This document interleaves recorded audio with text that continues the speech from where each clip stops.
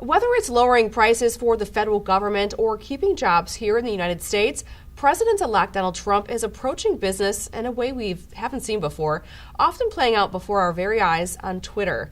Joining me now is attorney Wendy Patrick, an ethics professor at San Diego State University. Welcome back, Wendy. Thanks for having me. Now, Trump has criticized Boeing. He said that the cost of a future fleet of the presidential aircraft was just too high. He spoke to reporters in the Trump Tower lobby recently. It's going to be over $4 billion. It's for Air Force One program. And I think it's ridiculous. I think Boeing is doing a little bit of a number. We want Boeing to make a lot of money, but not that much money. So there you have it. Trump saying that Boeing's doing a little bit of a number on us. Does he have a point, Wendy? Well, it depends on who you ask, because Boeing disputes the $4 billion number.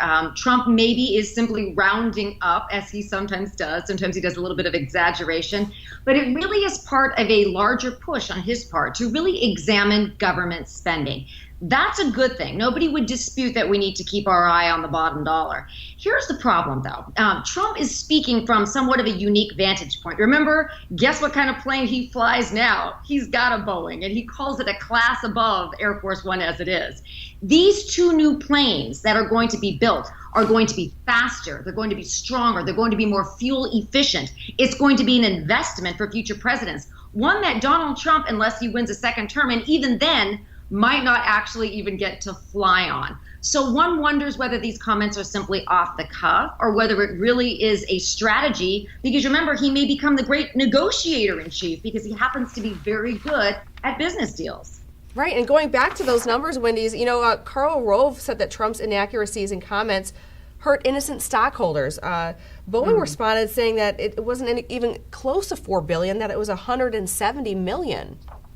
Well, here's the dispute. That is a big discrepancy. And so you've got to wonder, what's that money for? Boeing says, well, the money that they've cited, that $1.7 million, is allocated for preparation for building the planes. The larger, the greater numbers for actually doing the work.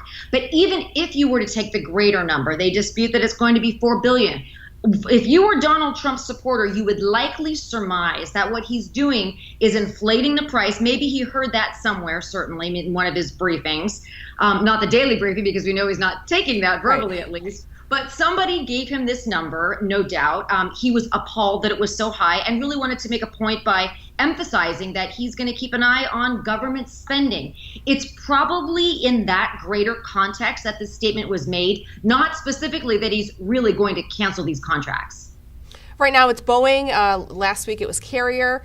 They're just a couple of the many companies Trump has called out publicly. Should we expect to see this throughout his presidency? Well, he's certainly off in that direction, isn't he? And right. It's not something new with Donald Trump. He has long been a big proponent of getting things done cheaper and more efficiently with American labor. So it's not necessarily a bad thing that he is examining the way certain companies do business, seeking to make America more profitable, make more Americans employed, keep more businesses in America, offering them legal incentives for doing that. And it's likely that this trend is going to continue because he's a businessman. He's not a politician or a lawyer. We're used to seeing a number of different kinds of people in the White House. So it will probably characterize his presidency. And that might not be a bad thing for America if it does, in fact, make us more prosperous and put more people back to work. But certainly a departure from your average Republican, who they typically have an offhand approach when it comes to dealing with businesses.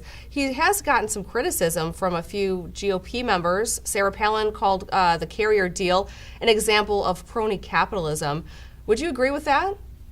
Well, there's an argument for that part. There's also an argument for the other side. As a lawyer, I can argue both sides. And it's only by looking at both sides that anybody, whether you're a voter, whether you're a politician, whether you're just somebody who follows politics because you care about your kids and the future generations, you've got to look at it in the grander scheme. What he does with one particular company, his camp would argue, isn't necessarily indicative of the way he's going to deal with every business decision that comes up. That's part of the art of the deal, as he would say. Part of negotiation means perhaps there's a different tactic to be taken business by business. You look at everything on a case-by-case basis. So whether or not it's crony capitalism looking in one case doesn't necessarily mean that's going to characterize the way he does business as our president. And so far, what's been the market's response? Good for the economy overall or no?